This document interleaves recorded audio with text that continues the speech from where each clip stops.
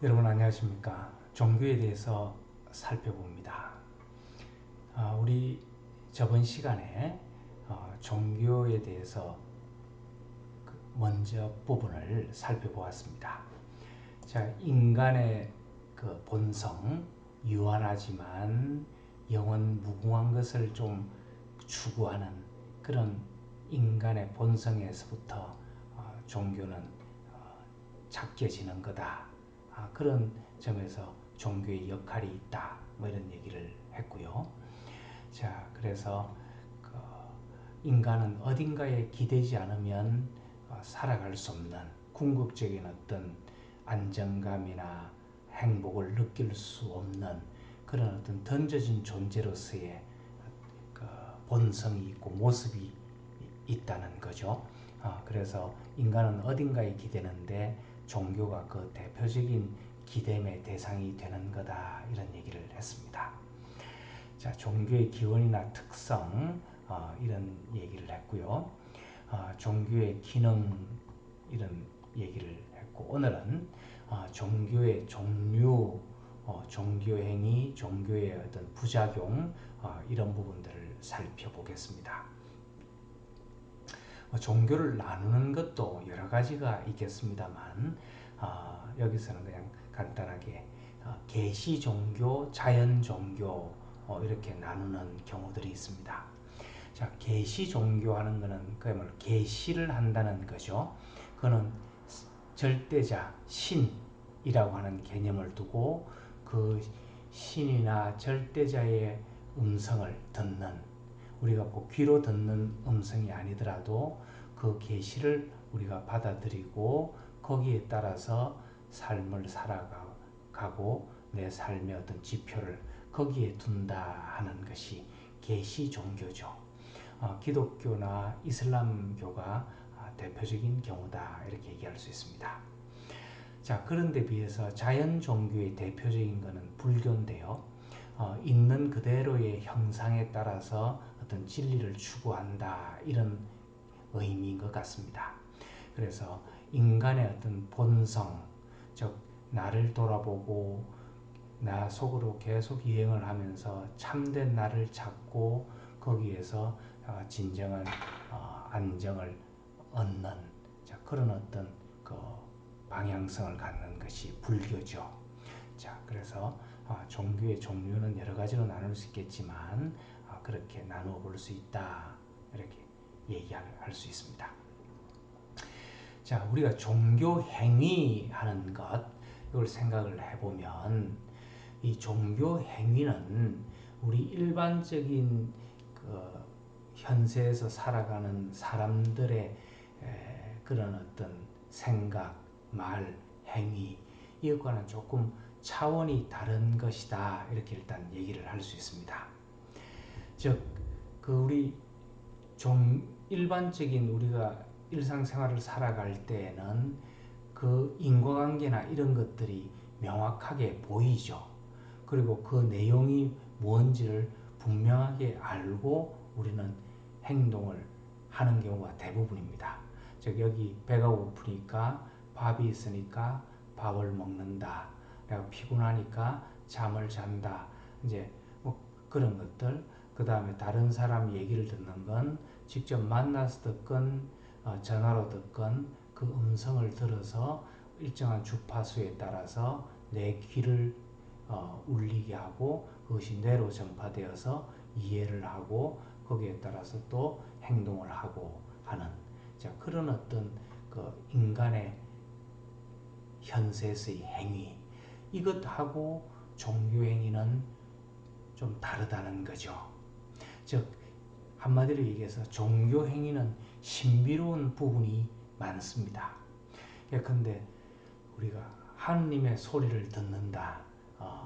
이런 것, 하느님의 뜻을 안다. 이런 것, 그거는 우리가 일반적으로 뭐 말로 하는 것도 아니고 뭐 다른 부호로 하는 것도 아니고 참 말로 설명하기 어려운 거죠. 예컨대 성당이나 교회나 뭐 사찰이나 이런 데서 조용히 30분, 1시간 이렇게 앉아 있으면서 지금 이 자리에서 섭리하는 그런 어떤 신의 어떤 말, 그런 소리, 뜻, 이런 것들이 내 마음에서 이렇게 나타나는 것, 그런 것들이 있을 수 있거든요. 자, 그런 것들을 말로 표현해봐라. 이제 이렇게 하면 이제 쉽지 않은 거죠. 그걸 좀 재밌게 표현하면 장미의 향기를 말로 설명해봐라. 뭐 이렇게 얘기하는 것과 비슷한 거죠. 장미의 향기는 그래도 우리 코로 맡을 수 있지만 그 하느님의 소리, 그 신비한 참나의 어떤 소리, 그 평안함, 뭐좀 그 순간적이지만 해탈의 경지, 뭐 이런 것들을 우리가 이렇게 온 존재로서 느끼지만 그걸 말로 설명하기는 쉽지 않은 거죠. 또 사람에 따라서는 그런 상태가 없다, 있다, 또 허위다, 진짜다, 뭐 이런 논쟁도 있을 수 있지만 어쨌든 인간은 단순히 우리가 눈으로 보고 코로 맡고 입으로 맛볼 수 있는 그런 것들 이외의 그런 어떤 그 느낌, 또 육감 또는 그 존재의 울림 이런 것들은 있을 수 있다는 거죠. 종교 행위는 주로 그런 형태로 나타납니다. 그래서 그것이 큰 감동을 주고 큰 지침이 되기도 하지만 또 잘못하면 위험도 있을 수 있고 그걸 이용해서 다른 사람을 망가뜨리는 사이비 종교들이 나타나기도 하는 거죠. 자, 그래서 이런 그 종교 행위라고 하는 것, 어떤 종교의 그런 그 내용, 가장 본질적인 내용이죠. 기독교에서 말하자면 하나님과의 만남, 불교에서 말하자면 참나를 찾는 어떤 해탈의 경지, 이런 것들이 존재하는데 존재하기는 하지만 말로 설명하거나 또 그걸 또 체험하기도 쉽지 않은 그런 부분이 있다 하는 거죠. 자, 어쨌든 이런 부분이 있기 때문에 우리 종교 행위는 말이나 글로 설명할 수 없기도 하고 그리고 또 그것이 계속 지속적으로 계속되면 그것이 올바른 종교이면 참 좋겠죠. 늘 하느님의 소리를 듣고 평안하고 거기서 안정감을 느끼고 또 희망을 찾고 기쁨을 누리면서 살아가면 얼마나 좋겠습니까? 하지만 그렇게 계속 하느님의 소리를 듣는다든지 해탈의 경지 속에 살아가는 사람은 없다 이렇게 말해도 지나치지 않습니다. 불완전한 인간으로 살아가는 동안에는 그런 경험들을 우리는 할 수는 있지만 늘 그런 분위기 속에서 그런 어떤 그 경지 속에서 살아갈 수만은 없는 거죠. 또 이 그런 경지를 벗어나서 세상의 어떤 욕심이나 자기의 어떤 그런 어떤 또 분노, 슬픔, 뭐 유혹 뭐 이런 것들에 휩싸이면서 또 마음이 영혼이 어지러워지고 또 이제 종교 활동을 통해서 그런 것들을 회복하고 뭐 이런 것들의 연속이죠. 그래서 종교 자체에서도 이런 말을 씁니다. 그걸 완전하게 파악하고 완전하게 느끼고 살아갈 수가 없기 때문에 또 우리가 그런 경지에 있다고 하더라도 100% 확신이라고 하는 건 있을 수 없는 거거든요. 어려운 거거든요. 그래서 기독교 성경에서도 이런 말이 있습니다. 지금은 희미하게 보이지만 나중에는 확실하게 볼 수 있게 된다. 뭐 이런 표현도 있는 걸 봐서라도 현재는 우리가 어렴풋하게 그런 희망을 안고 그런 경지를 맛보고 이제 또 좀 타락을 했다가 또 회복했다가 이렇게 하는 연속이다. 이렇게 얘기할 수 있는 거죠. 그런데 중요한 건 우리가 죽음이라고 하는 것이 절망이고 그 끝이고 그래서 더 이상 아무것도 없다 이렇게 그 절망 속에 사는 것과 어렴풋하고 희미하고 좀 뭔가 믿기 어려운 그런 거지만 그래도 어렴풋하나마 희망을 가지고 그 마음속에 씨를 뿌려놓고 사는 거하고는 엄청나게 큰 차이라는 거죠. 그래서 종교가 주는 어떤 그 기능, 그 희망, 거기서부터 생기를 찾는 것, 그건 우리가 살아가면서 대단히 소중하고 필요한 것이다 이렇게 얘기할 수 있겠습니다. 자, 근데 종교의 부작용, 지금 이렇게 좋은 것들 사실 우리가 살아가면서 그 효과로 제시하는 것 중에 종교만큼 큰 게 없죠.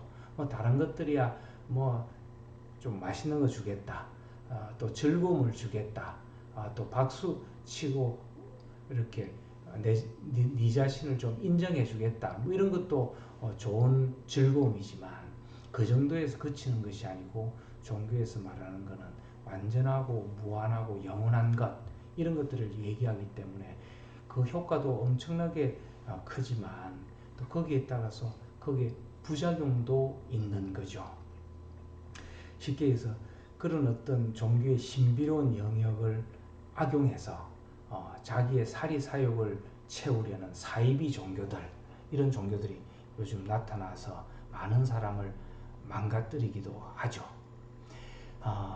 자, 그래서 이런 사이비나 또 이단 종교 뭐 이런 것들을 조심해야 되는데, 특히 이 이단과 사이비는 조금 차이가 있습니다. 이단은 이렇게 쉽게 해서 원천적으로 나쁜 것만은 아닙니다. 이단은 뭐냐 하면 기존 종교, 즉 뭐 가톨릭, 뭐 신교, 또 불교, 이슬람, 이런 기존 인정된 그런 종교에서 그 교리를 달리하는 겁니다. 교리를 달리해서 또 다른 자신들의 어떤 지파를 만드는 거죠. 그 종교를 만드는 겁니다. 그래서 그 자체가 그 나쁜 의도로 만들어지는 건 아닌 거죠.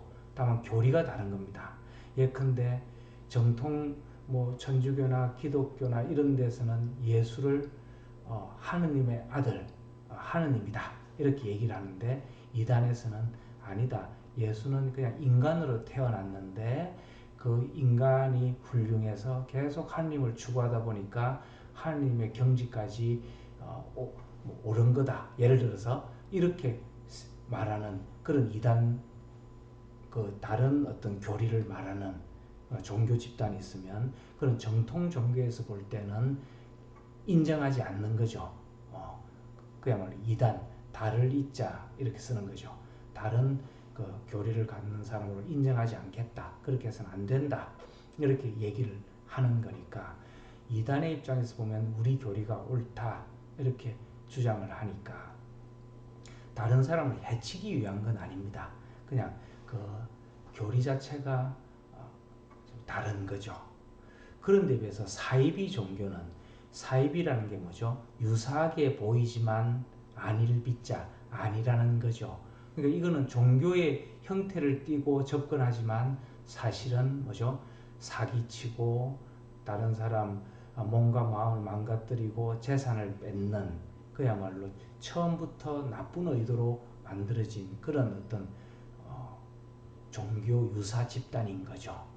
자, 그래서 이단과 사이비는 뭐 이제 개념상으로는 그렇게 되는데, 어쨌든 그 종교라고 하는 건 결국 이타적이고 사람들을 구제하고 희망을 주고 생기를 찾게 하고 행복하게 만들기 위해서 존재하는 그런 어떤 그 인간의 원리인데, 그걸 악용해서 자기 인간적인 개인의 이익을 위해서 사용한다 그러면 그거는 잘못된 거고 종교가 아닌 거죠.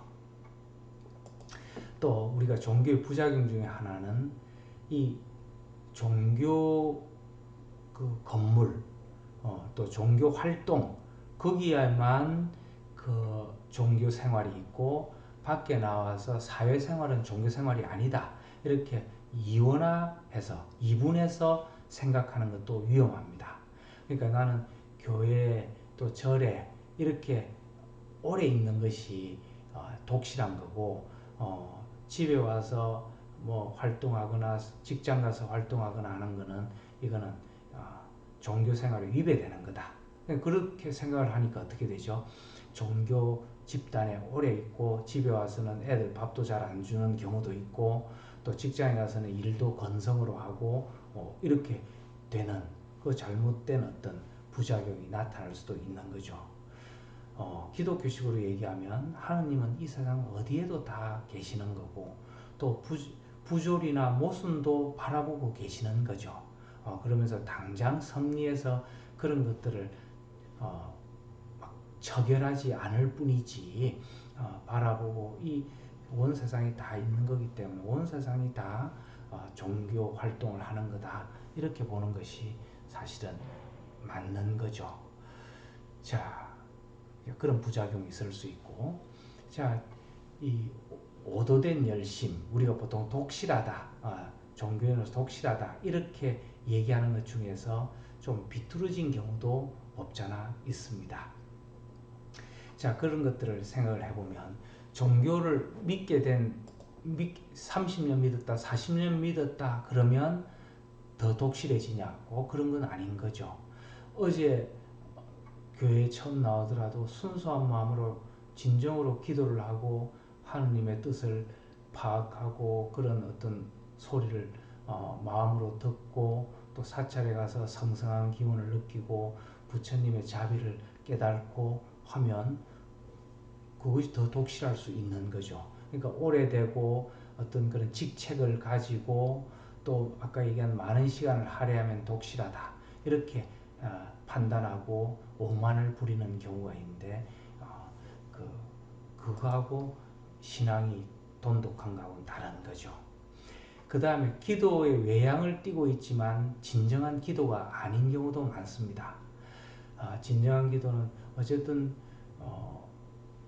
신과의 만남, 아까 해탈의 경지 그런 쪽에 이렇게 경지에 들어가는 것 그것인데 막 광란적인 소리를 지르고 무슨 그 노래를 부르고 이런다 그래서 그것이 이렇게 열심한 기도고 그런 건 아닌 거죠. 또 신앙의 본질하고 상관없는 행위나 상황을 중시하는 것. 약간 성지순례라는 것은 어디든 다 가야 되고 하나라도 빠지면 하나님을 배신하는 것처럼 그렇게 여기는 신앙의 뭐 완벽주의랄까요? 뭐 그렇게 하나님은 쉽게 속 좁은 분이 아닙니다. 그죠?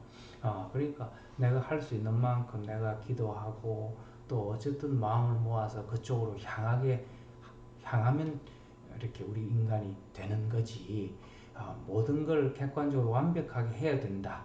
이렇게만 생각하면 신앙이 점점 어려워지고 또 그게 정상적인 것도 아닌 거죠. 그러니까 술을 조금이라도 입에 대면 큰일 난다. 뭐 이렇게까지 꼭 생각할 건 아닌 거죠.